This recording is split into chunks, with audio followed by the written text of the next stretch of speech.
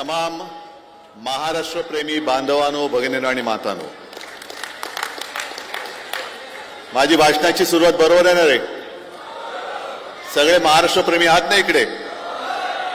कारण ही निवडणूक महाविकास आघाडी आणि महायुती अशी नाहीये, तर महाराष्ट्र प्रेमी आणि महाराष्ट्र द्रोही यांच्यामधली ही लढत आहे. आपण सगळेजण महाराष्ट्र प्रेमी म्हणून एकवटलेलो आहोत आणि पलीकडे सगळे महाराष्ट्र द्रोही आहेत. मी एवढ्यासाठी महाराष्ट्र द्रोही त्यांना म्हणतोय की एक तर आपलं चांगलं चाललेलं सरकार गद्दारी करून पाडलं. जी गद्दारी महाराष्ट्राच्या रक्तामध्ये नाही ती त्यांच्या रक्तामध्ये आहे, म्हणून ते पहिले महाराष्ट्र द्रोही आहेत. त्याच्यानंतर महाराष्ट्राच्या हक्काचं जे काही होतं आणि आहे ते ओरबाडून कुठे नेत आहेत? जिथे नेतात तिथपर्यंत आवाज गेला पाहिजे. कुठे नेत आहेत? मग तुमच्या हक्काचं ओरबाडून तिकडे नेत आहेत. मग हे महाराष्ट्र प्रेमी होऊ शकतात? आणि म्हणूनच मी मैदानात उतरलेलो आहे. मला अभिमान आहे एका गोष्टीचा की महाविकास आघाडी आता एवढी मिळून मिसळून काम करते. इकडे आपलं तुपलं काही नाहीये. जे काय करतोय आपण ते महाराष्ट्राच्या हिताचं करतोय. आणि वानखेडेजी, मी तुम्हाला खास धन्यवाद देतोय. गेल्या वेळेला तसं पाहिलं तर लोकसभेची ही जागा ही सातत्याने तुम्ही शिवसेनेला देत आलात, निवडून शिवसेनेला देत आलात. ठीक आहे, 19 साली जरा गडबड झाली. गद्दाराने तिकडे आधीच वाट लावली होती. आपला चांगला असलेला बालेकिल्ला त्याला त्यांनी तडा मारला, जागा गेली. पण जेव्हा यावेळीची निवडणूक आली आणि काँग्रेसने मागणी केली, मी म्हटलं ठीक आहे, उमेदवार कोण? ते म्हणाले आमचा चांगला उमेदवार आहे. म्हटलं कोण? त्यांनी वानखेडेजी तुमचं नाव सांगितलं आणि मी एका क्षणात सांगितलं दिली. एका क्षणात सांगितलं, कारण माणूस मला माहिती आहे. विधिमंडळामध्ये काम करणारा माणूस, माझ्या सोबत काम करणारा माणूस, आणि असा चांगला माणूस जर देशाच्या लोकसभेत जात असेल तर उगाच मी खेचाखेची कशाला करू? त्यांना जागा दिली. फक्त म्हटलं निवडून याल ना? ते म्हणाले साहेब 101 नाही, त्याच्यापेक्षा जेवढे टक्के लावाल तेवढे लावा, मी निवडून येणार. आणि आपण सगळ्यांनी कमाल केली. आपल्या हक्काच्या माणसाला दिल्लीत पाठवला. आणि त्याच्यानंतर आता त्यांना पुन्हा धन्यवाद एवढ्यासाठी देतोय. म्हटलं लोकसभा तुम्हाला दिली, बसा. म्हटलं आता मला काहीतरी पाहिजे, बरोबर ना रे? मग दर्यापूर पाहिजे. आणि त्यांनी म्हणजे काँग्रेसने सुद्धा एका क्षणाचाही विलंब न होता सांगितलं साहेब नुसती देणार नाही तर निवडून आणून देणार.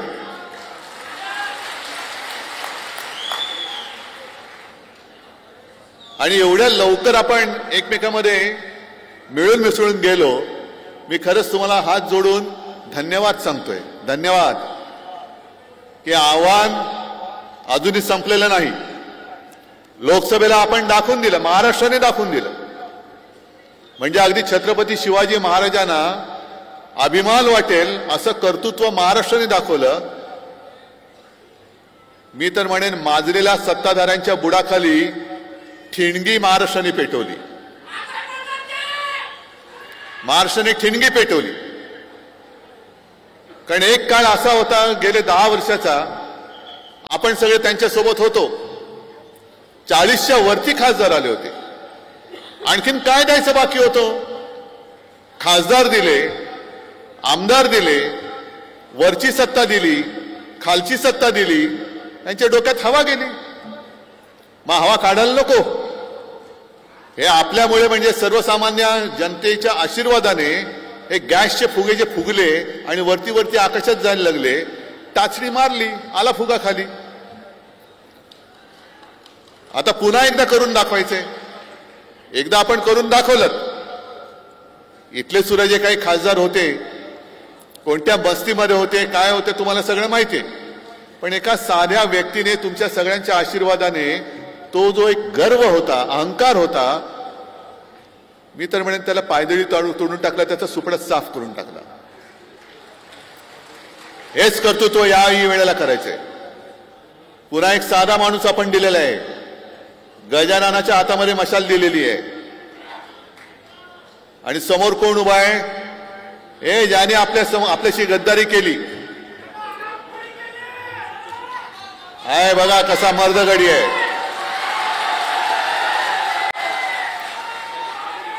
आशीर्वाद पाहिजे तुमचे, मत पाहिजे तुमचं, आमदार झाला पाहिजे, बरोबर ना? ठीक.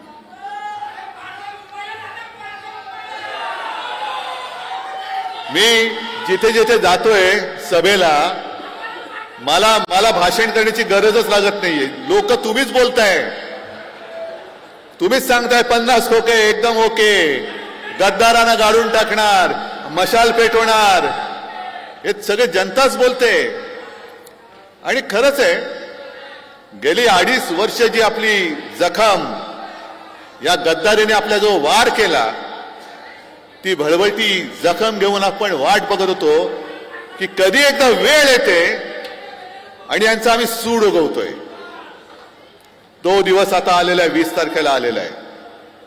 ही गद्दारी जी त्यांनी केली ती केवळ उद्धव ठाकरेशी नाही केली, शिवसेनेशी नाही केली, ही महाराष्ट्राच्या मातीशी आणि महाराष्ट्राच्या मातेशी केलेली गद्दारी आहे. काय वाईट चाललं होतं आपलं सरकार? एक तर 5 वर्ष पुरी करून द्यायला पाहिजे होतं आणि 5 वर्षानंतर बोंबलायचं होतं की मी किती काय वाईट केलं होतं ते सांगायचं होतं.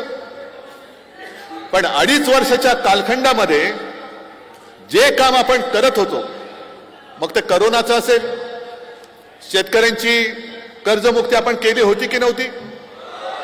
तुम्हाला मिळाली होती की नव्हती? मिळाली ना. पण कधीतरी एक घटना मला अशी सांगा की मी कर्जमुक्ती केल्यानंतर तुमच्या समोर येऊन मोठा शो केलेला आहे. केला कधी शो? कधीच केला नाही. याचं कारण असं की मी तुम्हाला जे कर्जमुक्त करायचं ठरवलं आणि मी करून दाखवलं, हे काय मी तुमच्यावरती उपकार नव्हते केले. मी माझं कर्तव्य पार पाडलं होतं आणि कमीत कमी त्रासामध्ये मी शेतकऱ्याला कर्जमुक्त करून दाखवलं होतं. मी म्हणजे मी नाही, महाविकास आघाडीचं सरकार, हे सगळे सोबत होते. अगदी यशोमती ताई सुद्धा माझ्या कॅबिनेटमध्ये माझी सहकारी मंत्री म्हणून होती. महाविकास आघाडीच्या सरकारने, हे जरा कॅमेरामन खाली बसला तर बरं होईल, पाठच्याने दिसेल. जरा खाली बसा, कॅमेरा ऑन ठेवा आणि खाली बसा. जरा खाली बसा ना, खाली बसा. आहेत त्यांची पण गरज आहे, त्याच्यामुळे दिल्लीकर आपली सभा बघतायत, जरा त्यांना पण त्यांचं काम करू द्या.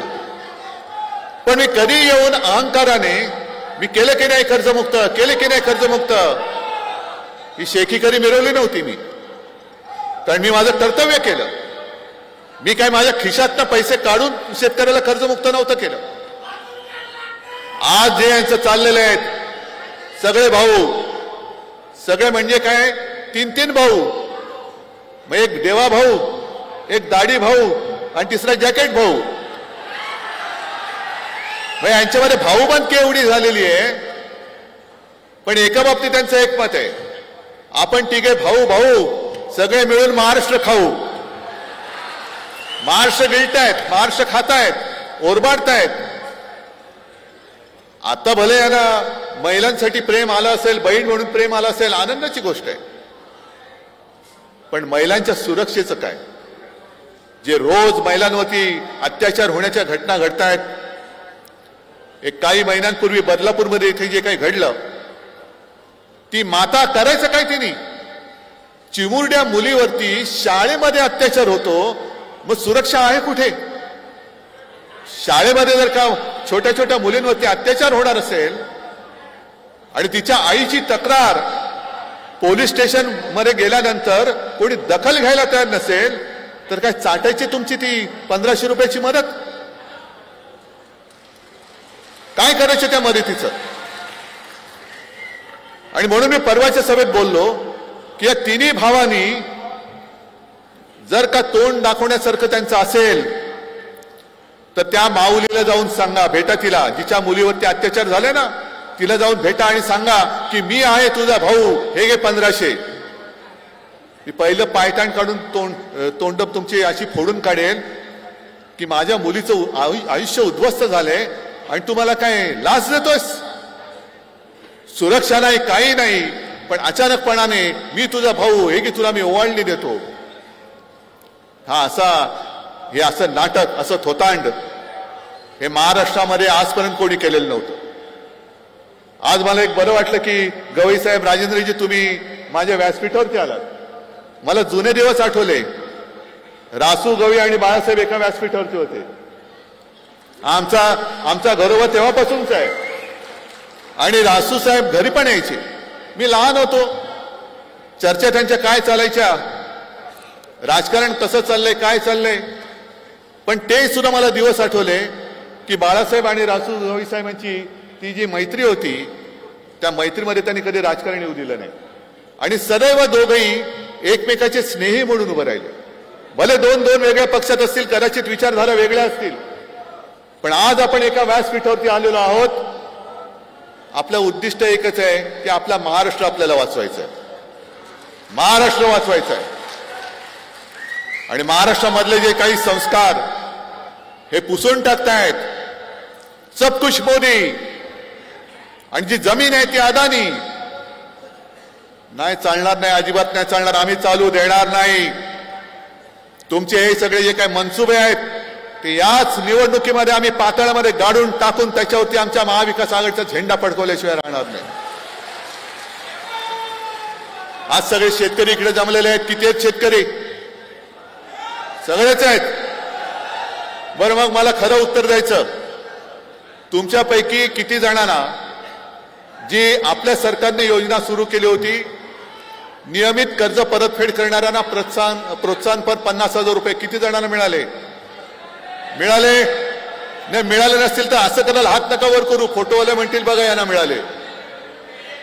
पीक विमा मिळाला? नुकसान भरपाई मिळाली?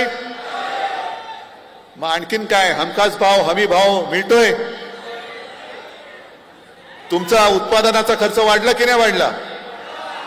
हा, म्हणजे तुमचा पेरणीचा खर्च जो काही येतोय, शेतीचा खर्च जेवढा येतोय, त्याच्यापेक्षा जे मोदीजी म्हणाले होते की शेतकऱ्याचं आम्ही उत्पन्न दुप्पट झालंय, मला एका तरी शेतकऱ्यांनी सांगावं की होय माझं उत्पन्न दुप्पट झालंय, मोदीजींनी उत्पन्न दुप्पट केलंय, मी माझे सगळे उमेदवार हे मागे घेऊन दाखवतो.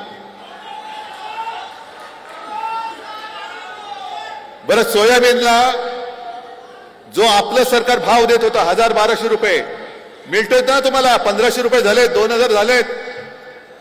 किती जणांचे झालेत? किती? 10,000च्या वरती होता, आता किती आला? 4,000, 4,500, 3,000. म्हणजे उलटी गिनती सुरू झालेली आहे. कापूस खरेदी होतोय, डाळ होते, सोयाबीनचे भाव पडतायत. कारण केंद्र सरकार जे आहे ते डाळीला आयात शुल्क न लावता आयात करायला परवानगी देते.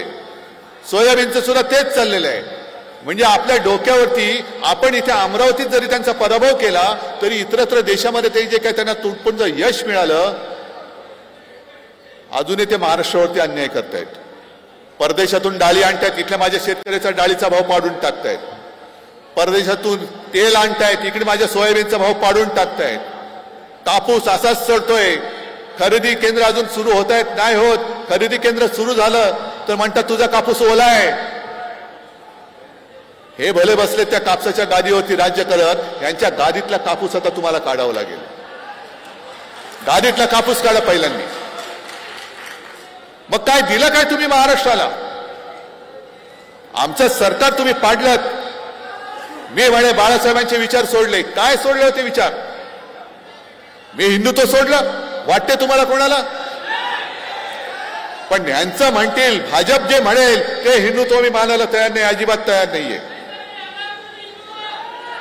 कारण आमचं हिंदुत्व असं आहे की हृदयामध्ये राम आणि हाताला काम देणारं आमचं हिंदुत्व आहे. घरातली चूल पेटवणारं आमचं हिंदुत्व आहे. घर पेटवणारं हिंदुत्व, घर पेटवणारं हिंदुत्व मला मान्य नाहीये. तुम्ही मारामाऱ्या लावतायत, हिंदू मुस्लिम वाद करतायत, हिंदूंमध्ये पुन्हा मारामाऱ्या, मराठीमध्ये मारामाऱ्या. कशाला? नुसती सत्ता पाहिजे म्हणून? अरे चांगलं काम केलं असतं ना तर या जनतेने तुम्हाला आज सुद्धा डोक्यावर घेऊन नाचले असते, तुम्हाला काही करण्याची गरज, थापा मारण्याची गरजच लागली नसती. जर तुम्ही माझ्या शेतकऱ्याला आता सांगताय तुम्ही कर्जमुक्त करणार, मग 2.5 वर्ष कशाला अंडी उभवलीत? आता तुमच्या सगळ्या योजना बाहेर पडतायत, महिलांना आम्ही अमुक देऊ, युवकांना तमुक देऊ. मग काल परवापासून मी जाहीर केलेलं आहे, जसं मनोहर जोशी मुख्यमंत्री असताना आपण 5 जीवनावश्यक वस्तूंचे भाव, मग त्याच्यामध्ये तेल, साखर, डाळ, तांदूळ, गहू, हे 5ही जीवनावश्यक वस्तूंचे भाव माझ्या शेतकऱ्याचं 1 रुपया सुद्धा नुकसान होऊ न देता मी त्याचे भाव स्थिर ठेवून दाखवणार आहे. शेतकऱ्याचं नुकसान होऊ देणार नाही. शेतकऱ्याला त्याचा हमी भाव असेल, नुसता हमी भाव नाही, मी तर म्हणतो त्याला हमखास भाव देऊन मी माझ्या बाकीच्या जनतेला 5 जीवनावश्यक वस्तूंचे भाव स्थिर ठेवून दाखवेन. आता काही जणांची काही स्फूर्तीस्थानं असतात, प्रेरणास्थानं असतात. मी परवा जाहीर केलं आणि मी आज तुम्हाला प्रश्न विचारतोय. आपलं सरकार आल्यानंतर मी महाराष्ट्राच्या प्रत्येक जिल्ह्यात आणि सुरतेला सुद्धा छत्रपती शिवाजी महाराजांचं मंदिर उभारणार आहे. तुम्हाला मान्य आहे की नाही? अरे हे दैवत जर का झालं नसतं तर मोदीजी तुम्ही दिल्ली बघितलीच नसती. आज हे काय थया नाचतायत, कोणाच्या जीवावर नाचताय? छत्रपती शिवाजी महाराजांचा तुम्ही ईव्हीएम सारखा उपयोग करता. निवडणुका आल्यानंतर गेल्या लोकसभेच्या आधी काय मोठे वाजत गाजत आमचे पंतप्रधान आले होते, कोकणात गेले आणि तिकडे पुतळा उभारला. म्हणजे सिंधुदुर्ग जो छत्रपती शिवाजी महाराजांनी बांधलाय, 350-400 वर्ष झाली तरी सुद्धा तसाच त्या सागरांच्या लाटेला तोंड देऊन तो सिंधुदुर्ग उभा आहे. आणि मग यांनी घाईघाईने तो नौदल दिन साजरा केला, एक पुतळा उभा केला आपला छत्रपती शिवाजी महाराजांचा. 8 महिन्याच्या आत तो पुतळा कोसळून पडला. 8 महिन्यात आमच्या दैवताचा पुतळा पडतो. पण केवळ आणि केवळ निवडणुका लोकसभेच्या तोंडावर होत्या म्हणून आम्ही छत्रपती शिवाजी महाराजांचे भक्त आहोत, आम्हाला मतं द्या म्हणून तुम्ही ते नाटक केलं. अशुभ हाताने उभारलेला पुतळा महाराजांना सुद्धा ते सहन नाही झालं. पण तुम्ही नालायकांनो त्या पुतळ्यामध्ये सुद्धा पैसे खाल्लेत, भ्रष्टाचार केला आणि माझ्या दैवताचा पुतळा पडला तरी तुम्हाला त्याची किंमत नाहीये. या वाक्याला आणि या शब्दाला सुद्धा गेल्या निवडणुकीत निवडणूक आयोगाने माझ्यावरती आक्षेप घेतला होता. जय भवानी बोलायचं नाही, जय शिवाजी बोलायचं नाही. मग काय तुमच्या त्या बोगस लोकांच्या नेत्यांच्या नावाला आम्ही जय जयकार करायचा? आम्ही जय शिवाजी बोलणार, जय शिवराय बोलणार, जय भवानी बोलणार, जय भीम बोलणार. कारण ही सगळी आमचे दैवत आहेत. शाहू फुले आंबेडकर, छत्रपती शिवाजी महाराज यांनी केवळ महाराष्ट्राला नव्हे तर देशाला एक दिशा दिली. पण मी शिवाजी महाराजांचं मंदिर प्रत्येक नंतर देवेंद्र फडणवीसांनी मला आव्हान दिलं. आव्हान माहितीये का? आव्हान दिलं. आव्हान माहितीये का काय? मुंब्र्यात त्यांचं मंदिर बांधून दाखवा. अरे मुंब्रा आमचाच आहे का पाकिस्तानात आहे मुंब्रा? मुंब्र्याच्या प्रवेशद्वारावरती छत्रपती शिवाजी महाराजांचा, जिजाऊचा, तुकाराम महाराजांचा, सावित्रीबाई फुलेंचा पुतळा आहेच. पण देवेंद्र फडणवीसांना मला सांगायचंय की जसं मोदींनी आपल्या नवीन पटनायकांना सांगितलं होतं की जिल्हे की राजधानी बताओ, मला कळलंच नाही, मी मुख्यमंत्री होतो पण जिल्ह्याला राजधानी असते.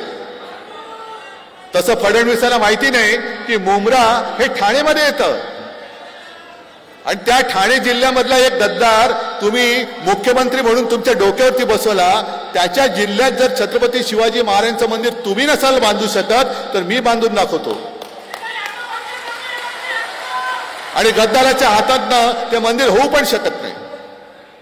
पण महाराजांचं मंदिर उभारतो म्हटल्यानंतर काय अंगाची लाई झाली, तीळ पापड झाला. महाराजांचं मंदिर बांधणार म्हणजे काय होणार? मग दुसरा प्रश्न मी त्यांना विचारतो की तो राजकोटला जो पुतळा तुम्ही उभारला होता वाऱ्यामुळे पडला. आमच्या मुख्यमंत्र्याची दाढी नाही हलत वाऱ्यानी. हा दुसऱ्या जॅकेटवाल्या भाऊचं जॅकेट नाही हलत. देवेंद्र भाऊंचं काहीच हलणं शक्य नाही. पण मग दुसरा प्रश्न त्यांना मी विचारतो की पुतळा पडल्यानंतर दुर्दैवी दुर्घटना घडल्यानंतर ठीक आहे अजितदादांनी माफी मागितली. अगदी मोदींनी सुद्धा बडे बडे जसं धमकी देतात तशी गुरमीमध्ये माफी मागितली.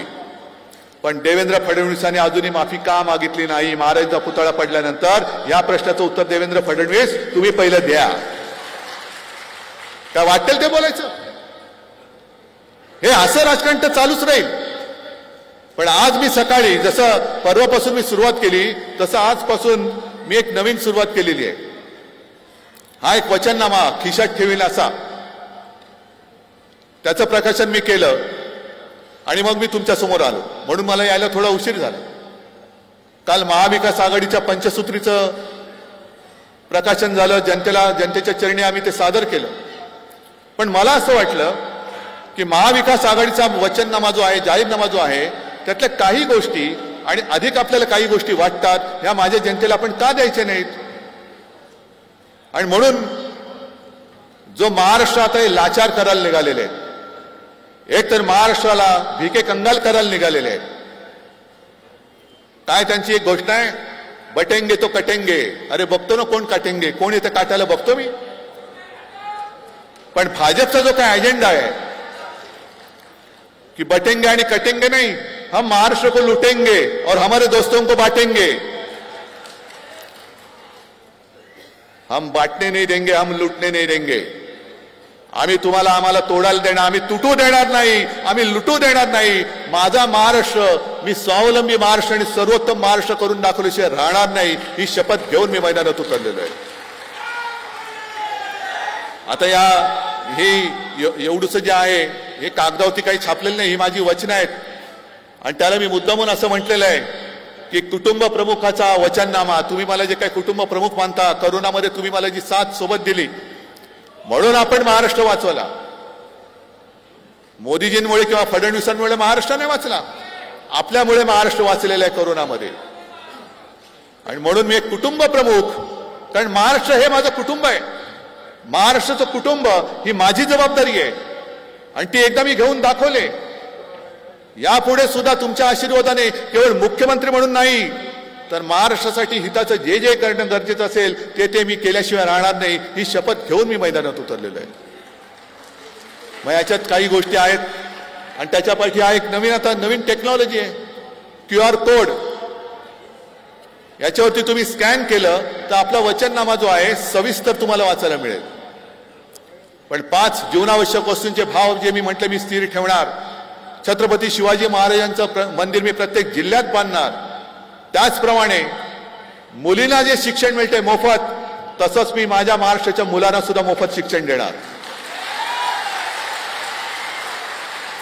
याला कारण आहे, कारण इकडे माता भगिनी बसल्यात, इकडे सगळे वडीलधारी मंडळी बसल्यात. सरकारने किती पैसे देवत, पण जेव्हा स्वतःचा मुलगा स्वतःची मुलगी शिकून कष्ट करून एक रुपया जरी आपल्या आई वडिलांच्या हातात देते ना, स्वकष्टाची कमाई, त्यावेळेला त्या आई वडिलांना स्वर्गापेक्षाही जास्त मोठं सुख आपल्याला लाभल्याशिवाय वाटतं.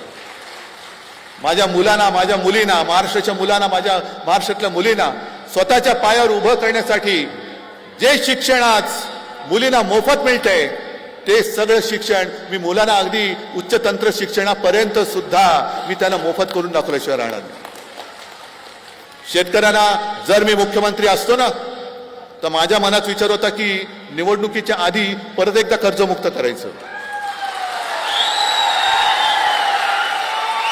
आणि मी करून दाखवलं असतं. पण कालच्या महाविकास आघाडीच्या जाहीरनाम्यात तेही वचन आहे की आम्ही शेतकऱ्यांना कर्जमुक्त करून दाखवू. अनेक बेरोजगार तरुण आहेत, शिकलेत, सवरलेत, पण रोजगार कुठे? गुजरातला जाणार तुम्ही, मुंबईतनं बुलेट ट्रेन अहमदाबादला जाणार.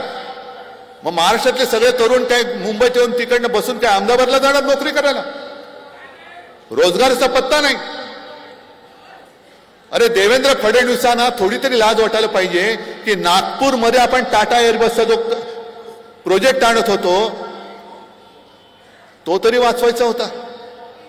विदर्भातल्या अगदी पूर्व काय पश्चिम काय विदर्भातल्या संपूर्ण विदर्भातल्या माझ्या युवकांना युवतींना त्या मिहानमध्ये टाटा एअरबस जर का आला असता कारखाना तर नोकऱ्या मिळाल्या असत्या की नाही. मग ज्या विदर्भाने आजपर्यंत तुम्हाला भरभरून दिलं, खासदार दिले, आमदार दिले, अगदी राज्य तुम्हाला दिलं, तुम्ही दिलेल्या आमदारांमुळे देवेंद्र फडणवीस पुणे एकेकाळी मुख्यमंत्री झाले होते,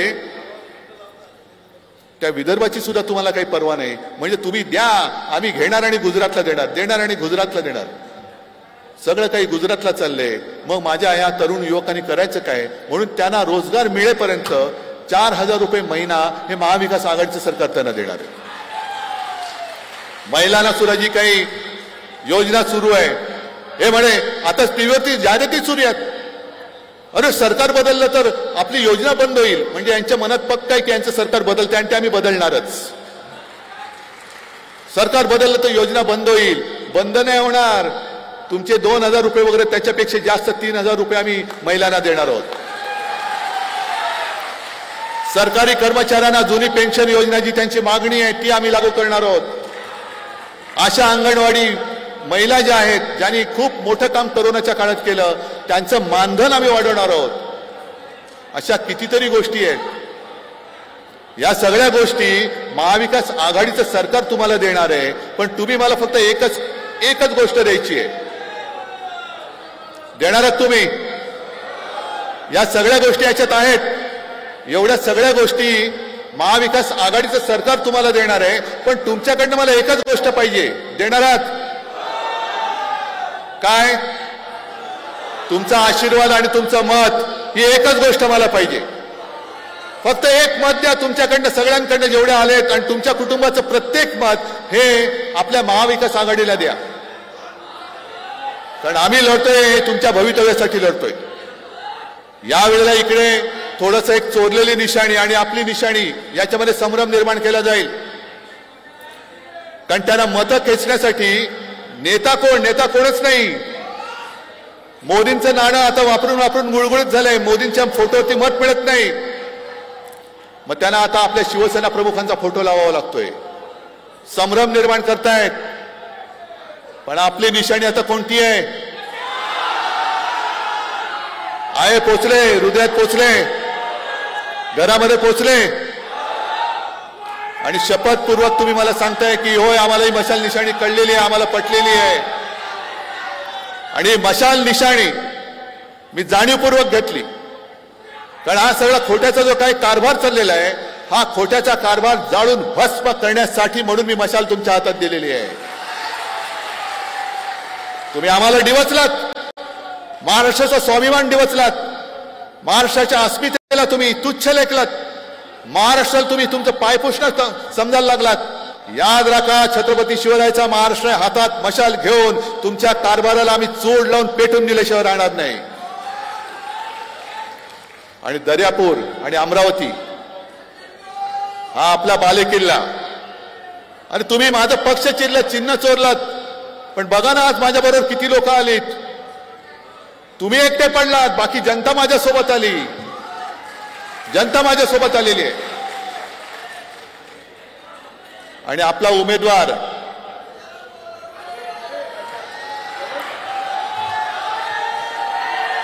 आहे ना पसंत आहे की नाही? मग समोरच्या गद्दाराला तडीपार करायचा.